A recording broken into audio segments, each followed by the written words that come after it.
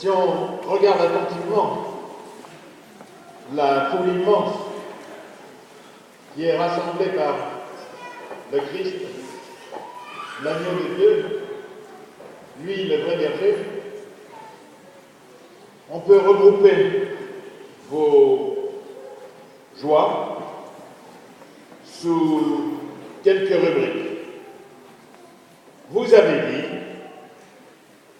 un certain nombre de temps, de moments où vous étiez dans la joie. Et vous les avez inscrites sur vos silhouettes. J'en énumère quelques-unes. Il y a tout d'abord ce qu'on pourrait appeler des joies vécues en famille, des joies familiales, des naissances, des baptêmes, des vacances, des joies spirituelles, des premières communions, des baptêmes, des confirmations. J'en profite pour rappeler que nous portons aussi dans notre prière les 80 jeunes des écoles catholiques de Saint-Cloud qui vont être confirmés tout à l'heure dans cette église à 11h30 par notre évêque. La réconciliation. Il y a la joie du sport quand on a gagné. J'espère que de temps en temps on est content que les autres aient gagné quand même. Parce qu'on ne peut pas gagner tout le temps. Il faut aussi se réjouir quand les autres gagnent. Il faut qu'on s'améliore après ça pour être mieux qu'eux. Il y a les joies que procure l'amitié. L'amitié avec des camarades de classe, avec des camarades de sport, avec des voisins. Bref, toutes les rencontres d'amitié. Voilà un certain nombre de joies que vous avez notées et qui sont comme des petites joies qui nous disent déjà que le Dieu des chrétiens veut que nous soyons tous joyeux et que dans le royaume de Dieu, ce sera la joie. Aujourd'hui, nous fêtons le beau pasteur, celui que les brebis écoutent, le pasteur qui connaît ses brebis, et les brebis le suivent. Qui est le bon pasteur? C'est d'abord Jésus. C'est Jésus le bon pasteur. Il écoute ses brebis. Je ne sais pas si certains parmi vous, ou certaines parmi vous, pendant les vacances notamment, ont eu l'occasion d'aller participer à des rassemblements du 15 août en montagne avec les bergers.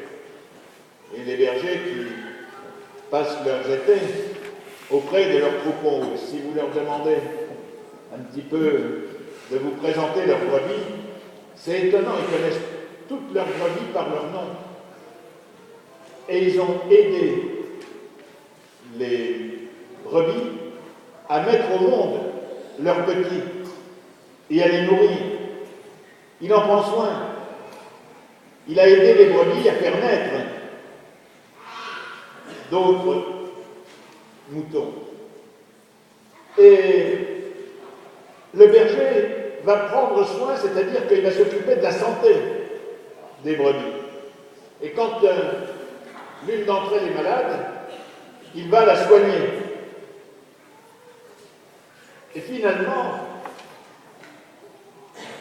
l'essentiel de son temps, c'est de s'occuper de ces brebis et de les aider à vivre et à grandir. Alors aujourd'hui, qui sont les pasteurs? Le premier pasteur, c'est d'abord le Christ. C'est lui donc qui nous rassemble ce matin. Si nous sommes là, c'est précisément parce que le Christ veut nous rassembler. Mais le Christ, ni vous ni moi, nous ne l'avons vu. Et pour pouvoir vous dire aujourd'hui ce que vient faire le Christ parmi nous, il nous a donné des signes. vous êtes signe du rassemblement des chrétiens quand vous vous réunissez ce matin. Et qui est-ce qui vous a appelé? Et qui est-ce qui préside cette célébration? Ce sont des prêtres envoyés par les évêques. C'est d'abord, à vrai dire, les évêques. Monseigneur Daucourt sera là tout à l'heure pour la confirmation. Mais c'est d'abord les évêques, mais comme les évêques ne peuvent pas être partout, ils ont ordonné des prêtres. Et des prêtres pour ce qu'on appelle un diocèse, c'est-à-dire un territoire. Dans ce qui nous concerne, il y a, moi j'ai été ordonné prêtre pour les Hauts-de-Seine. Chaque évêque appelle des prêtres pour son diocèse, c'est-à-dire une portion du peuple de Dieu. Alors qu'est-ce que font les prêtres?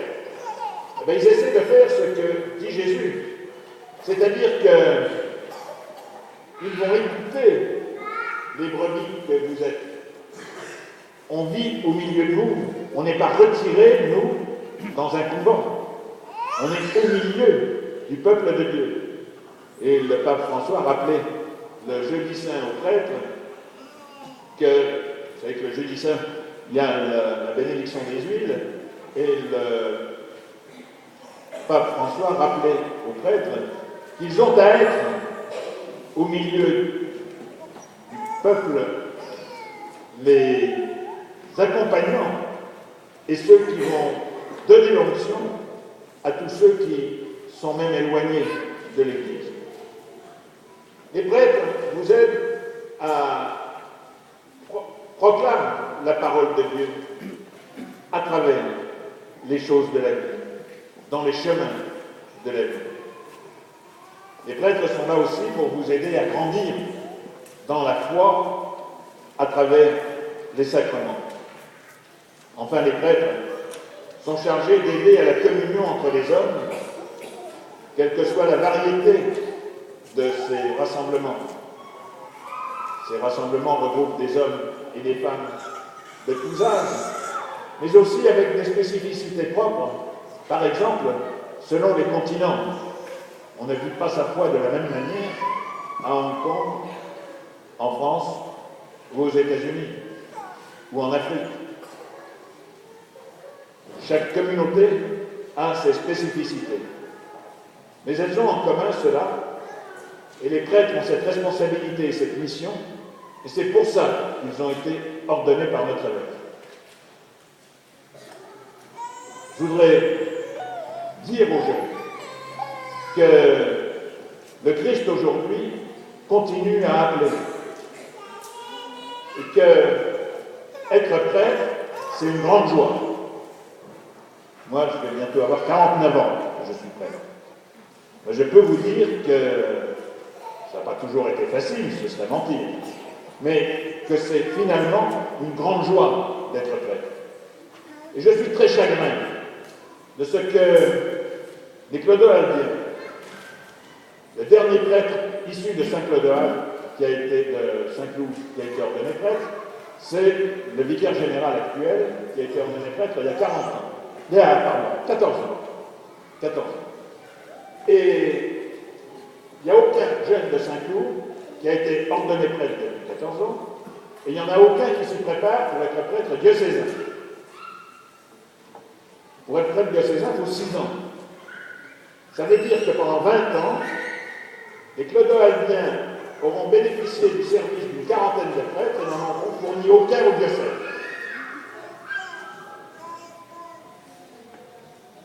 Ne venez pas demander à l'évêque de vous fournir des prêtres. Ne vous plaignez pas si la situation des prêtres change.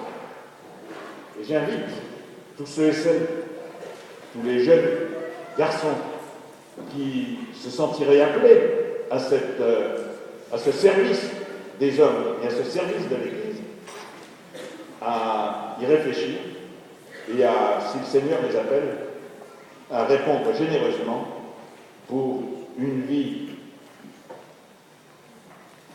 qui est finalement, c'est vous qui nous faites prêtres.